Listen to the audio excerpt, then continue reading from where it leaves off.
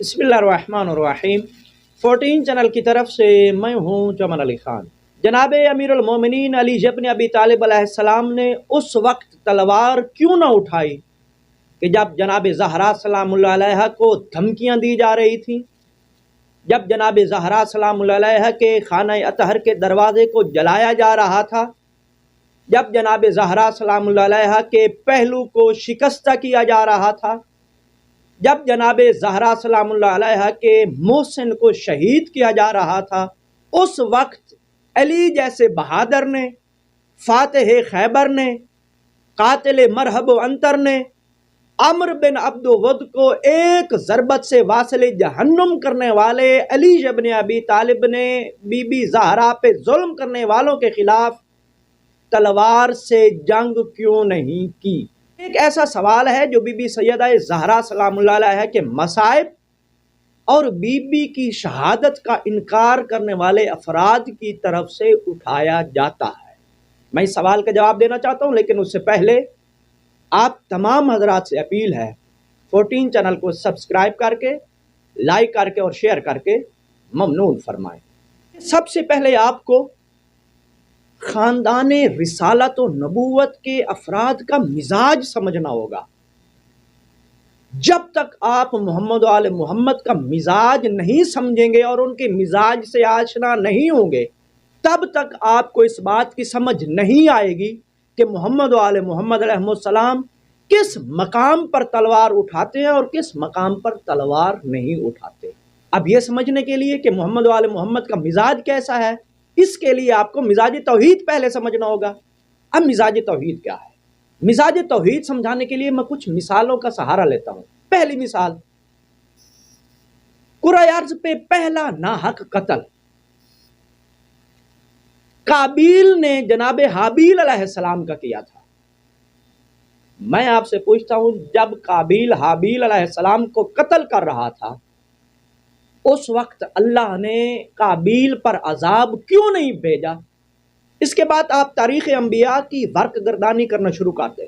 70 नबियों को एक एक दिन में शहीद किया गया, कत्ल किया गया, अल्लाह ने फौरन अजाब नहीं भेजा। ज़करिया को आरे से चीरा गया, अल्लाह ने फौरन अजाब नहीं भेजा। कौन सा ऐसा नबी था जिसकी तकजीब नहीं की गई? कौन सा ऐसा नबी था जिसकी तौहीन नहीं की गई? अब मैं आपसे पूछता हूं कि किस किस नबी की तकजीब करने वाले, किस किस जालिम पे अल्लाह ने अजाब भेजा? किस किस नबी को कत्ल करने वाले कातिल और जालिम पे अल्लाह ने अजाब भेजा? जब जनाब इब्राहीम को आग में डाला गया, अल्लाह ने उस वक्त नमरूद पे अजाब क्यों नहीं भेजा? जनाब मूसा अलैहिस्सलाम की आमद को रोकने के लिए बनी इसराइल के हजारों मासूम बच्चों को कत्ल किया गया, अल्लाह ने उस वक्त अजाब क्यों नहीं भेजा? अल्लाह ने जालिमों पर अजाब भेजे जरूर, लेकिन एक तो अल्लाह ने हर जालिम पर अजाब नहीं भेजा, दूसरा यह है कि अल्लाह ने हर जालिम के हर जुल्म पर हर वक्त गिरफ्त नहीं की। अल्लाह ताला की मुख्तलिफ जालिमों के मुख्तलिफ मजालिम पे खामोशी इख्तियार करने का कतन ये मतलब नहीं लिया जा सकता कि नाउज बिल्ला उन जालिमों के उन मजालिम पे राजी था। कतन ये मुराद कोई नहीं ले सकता, और ना ही आज तक किसी ने ये मुराद ली है। लेकिन फिर भी तारीख़ इस्लाम की किताबें इस बात की शाहिद हैं, चाहे वो अहले सुन्नत मुर्रिखीन की हों, चाहे वो अहले तशय्युअ मुर्रिखीन की हों, कि अल्लाह मुख्तलिफ जालिमों के मुख्तलिफ मजालिम पर हर वक्त गिरफ्त नहीं किया करता। बज़ात खुद सैयदुल अंबिया महबूब किबरिया हज़रत मोहम्मद मुस्तफ़ा सल्लल्लाहु अलैहि वसल्लम के साथ कौन सा ऐसा जुल्म है जो नहीं किया गया? नबी पाक सल्लल्लाहु अलैहि वसल्लम की तकज़ीब की गई, उन्हें पत्थर मारे गए, उनको मुख्तलिफ तरीक़ों से अज़ियत दी गई। नबी पाक सल्लल्लाहु अलैहि वसल्लम को जादूगर, साहिर और नऊज़ बिल्लाह मिन ज़ालिक मजनून, दीवाना तक कहा गया।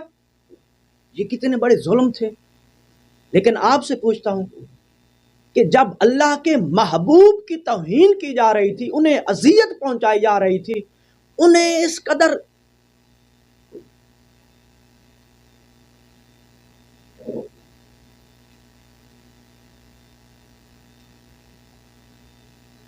क्या?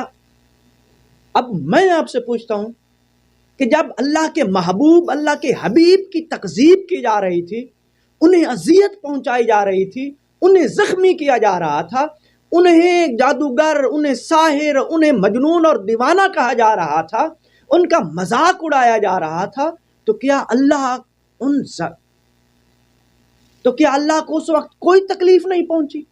اللہ کو کوئی اذیت نہیں پہنچی؟ نعوذ باللہ، نعوذ باللہ. کیا اللہ کی یہ خاموشی، کہ اللہ کی طرف سے اس وقت خاموش رہنا اور اپنے حبیب و محبوب کی توہین کرنے والوں کو فوراً عذاب میں مبتلا نہ کرنا، کیا اللہ کی رضایت کی دلیل تھی؟ کسی صورت میں بھی آپ ایسا نہیں کہہ سکتے. تو جب اللہ کے حبیب و محبوب کی توہین کی جا رہی ہو، انہیں اذیتیں دی جا رہی ہوں، یہاں تک کہ جب حضور کے دندان مبارک کو شہید کیا گیا، اللہ نے تو اس وقت بھی فوراً عذاب نہیں بھیجا. اب جب نبی پاک صلی اللہ علیہ وآلہ وسلم پر اتنے مظالم ہوتے ہیں اور اللہ کی طرف سے فوری طور پر عذاب نازل نہیں ہوتا، تو اس کا مطلب ہے کوئی خاص وجہ اور حکمت ہے کہ اللہ فوراً ظلم کرنے والوں پر عذاب نازل نہیں کیا کرتا. تو جیسے اللہ ہر ظلم کرنے والے پر فوراً عذاب نازل نہیں کرتا، اسی طرح اللہ کا بنایا ہوا علی بھی، اللہ کا نمائندہ علی بھی ہر وقت تلوار نہیں اٹھاتا. اللہ کی طرف سے ہر ظالم پر فوراً عذاب نازل نہ کرنے کی جو علت آپ بتائیں گے، وہ علت اور سبب یہاں پر بھی ہوگی کہ علی نے ہر وقت تلوار کیوں نہیں اٹھائی. اگلی بات، خاندان محمد و آل محمد کی ہلکی سی بھی، تھوڑی سی بھی معرفت رکھنے والے افراد اس بات سے بخوبی آگاہ ہیں کہ خاندان محمد و آل محمد اپنی ذاتیات کے لیے تلوار اٹھانے کو پسند نہیں کرتے. اور میں پوری ذمہ داری کے ساتھ آپ کو کہہ رہا ہوں، جو بھی علی کی شجاعت سے واقف ہیں، علی کی جنگوں سے واقف ہیں، کسی ایک مقام پر مجھے دکھائیں کہ علی علیہ السلام نے کبھی اپنی ذات کے لیے تلوار اٹھائی ہو. علی کبھی اپنی ذات کے لیے، اپنی ذاتیات کے لیے تلوار نہیں اٹھاتا. علی کی تلوار جب بھی اٹھی ہے، صرف اور صرف اللہ کے دین کی نصرت کے لیے اور محمد کی حفاظت کے لیے اٹھی ہے. تیسرا پوائنٹ، بعد از رحلت پیغمبر پیش آنے والے مصائب میں تلوار نہ اٹھانے کی ایک وجہ اور علت یہ بھی ہے کہ نبی پاک صلی اللہ علیہ وآلہ وسلم نے اپنی وصیت میں حضرت علی علیہ السلام کو یہ حکم دیا تھا کہ اے علی، میری رحلت کے بعد، وفات کے بعد جو مصائب آپ کو پیش آئیں، آپ نے صبر سے کام لینا ہے. اس حوالے سے میں ایک انتہائی مستند اہل سنت عالم دین کا مستند حوالہ آپ کی سماعتوں کی نظر کرنے جا رہا ہوں. برادران اہل سنت کی ایک معروف کتاب ہے مدارج النبوت، جو کہ جناب شیخ عبدالحق محدث دہلوی کی تالیف ہے. اس کتاب کو اردو ترجمہ کے ساتھ شبیر برادرز لاہور والوں نے پرنٹ کیا ہے، اور اس کی جلد دوم صفحہ نمبر 500 پر تحریر ہے کہ تمام ازواج مطہرات کو وصیت فرمائی. اس کے بعد فرمایا میرے بھائی علی کو بلاؤ.